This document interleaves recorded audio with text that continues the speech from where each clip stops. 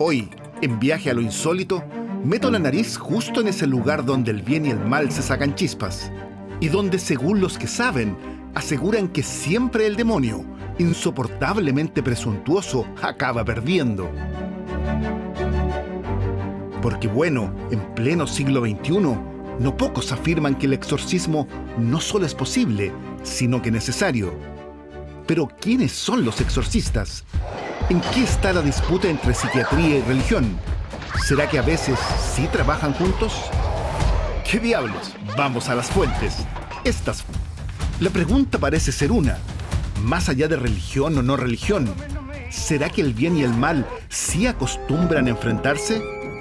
¿Y quién dice que sí existe el bien o el mal? Entonces, ¿qué es un exorcismo?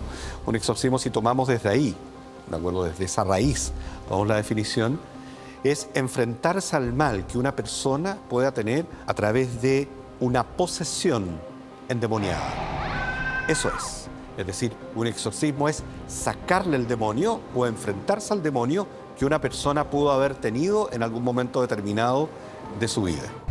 Para Gabriel León, doctor en biología molecular, las cosas van por otro carril. Para él, todo es ciencia. Y claro, coincide en señalar que si bien hay relatos en todas las culturas sobre esto de las posesiones, es simplemente porque han faltado respuestas para lo desconocido. Así, todo tendría una explicación. ¿Será? Hay un caso muy famoso que afectó a una periodista del New York Post. Esta periodista llamada Susan Cahalan, que comenzó a lo largo de varias semanas a manifestar comportamientos cada vez más raros y que finalmente terminó comportándose a ojos de su familia como una persona que estaba sufriendo una posesión demoníaca. Y finalmente un médico familiarizado con este tipo de casos logró dar con la causa, que era una inflamación de un lado del cerebro producto de una condición autoinmune. Su propio sistema inmunológico estaba atacando el cerebro y la inflamación progresiva del cerebro fue la responsable de todos los síntomas que esta mujer experimentó.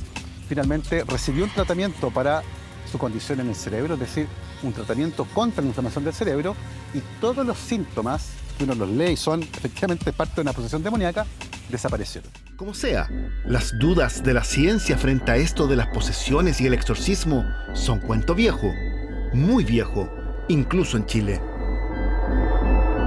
En el centro de Santiago, conozco detalles del primer caso chileno que estremeció al país. Uno que puso en dos rincones del ring a sacerdotes y médicos.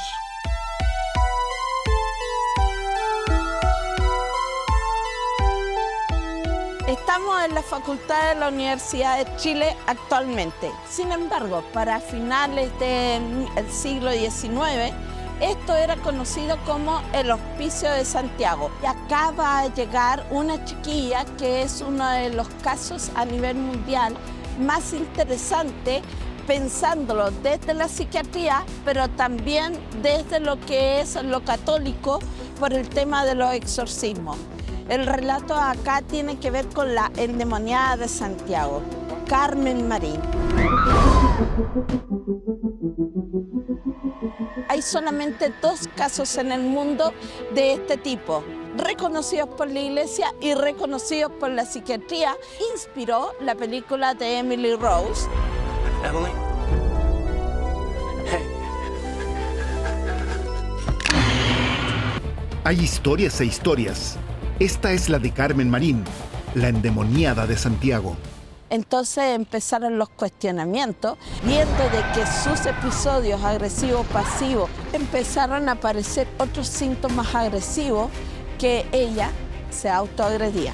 Por ejemplo, hablaba en lengua, que es muy propio de los síntomas de una persona posesa, pero ahí entran en discusión por el hecho de que había nacido en el puerto, ¿ya? Pero también ella tenía otras capacidades que eran sobrehumanas. De repente ella saltaba y se elevaba a una altura que no era lo normal y tenía una fuerza tan grande que ni 5 o 6 madres podían contenerla.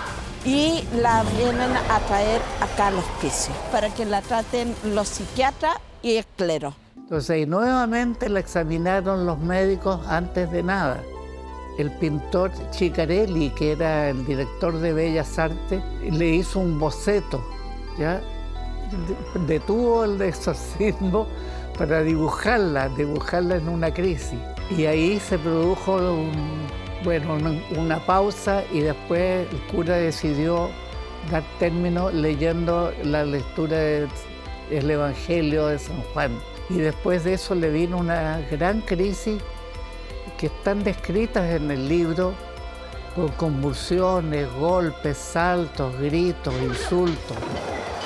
Y después se acabó, porque una vez que se calmó, la gente se fue y de la endemoniada nunca más se supo.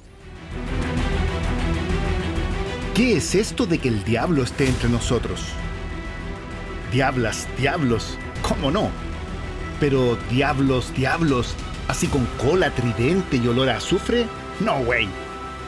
Y más encima, ¿hay supuestos especialistas que los combaten? Seré sincero, sí hay alguien que dice hacer eso y quiero conocerlo ahora ya. Claro, en una iglesia. Con ustedes, el exorcista, Luis Escobar, sacerdote. Tú has realizado exorcismo. ¿Qué signos viste que dijiste esta persona está poseída? ¿Qué es lo que uno experimenta ahí? Bueno, que la persona habla en otras lenguas, cae en trance al suelo, se revuelca, pone los ojos blancos, adquiere una fuerza que es anormal para su contextura, en donde se requiere la fuerza de varias personas para sostenerlo, blasfeman, insultan, escupen, golpean. Todo eso que describes tú podrían ser signos de una persona con alguna enfermedad mental. A ver, yo no soy el único que trabajo en esto. Siempre me planteo la pregunta hacia la verdad y pido consejos, pido discernimiento del psicólogo, del psiquiatra. Ahora, cuando ellos llegan a la conclusión de que lo que está sufriendo esa persona no tiene explicación racional, ahí yo procedo a hacer el exorcismo. Ahí fue muy difícil porque era un muchacho joven, estudiante universitario en esa época, trabajador. ¿Cómo hizo ese pacto? Hicieron un rito con el pentagrama que es el que usan los satánicos. Se robaron un cáliz de una iglesia, le pusieron algo no sé qué y además se sacaron sangre. Y después se bebieron ese brebaje. Llegó un momento en que la cosa hizo crisis. Por ejemplo, el demonio siempre habla en algunos casos como exorcismo. Hay exorcistas que optan por preguntarle el nombre. A mí no me interesa saber el nombre del diablo. Pero en esa ocasión él lo dijo, ¿no? Dijo, yo soy Baal. Y habló de que se iba, dio una cifra, un número, pero me lo llevo, dijo. Bueno, el muchacho antes de quedar liberado, tuvo un accidente grave, gracias a Dios no murió, y después de eso se liberó. Siempre me ha llamado la atención también que tienen movimientos que son como muy poco fisiológicos. Este joven, me acuerdo que estaba la primera vez, empezó a mover el abdomen, pero de una manera que yo diría, si uno lo intentara, es como difícil moverlo. Yo me acuerdo que se empezó a retorcer, se cayó al suelo, y era como, no sé, como que un gusano le echaran limón, se retorcía frente a la lectura, me acuerdo también que era el capítulo primero del Evangelio de Juan. Todo viaje, especialmente uno insólito, comienza con muchas preguntas que solo a veces tienen respuestas.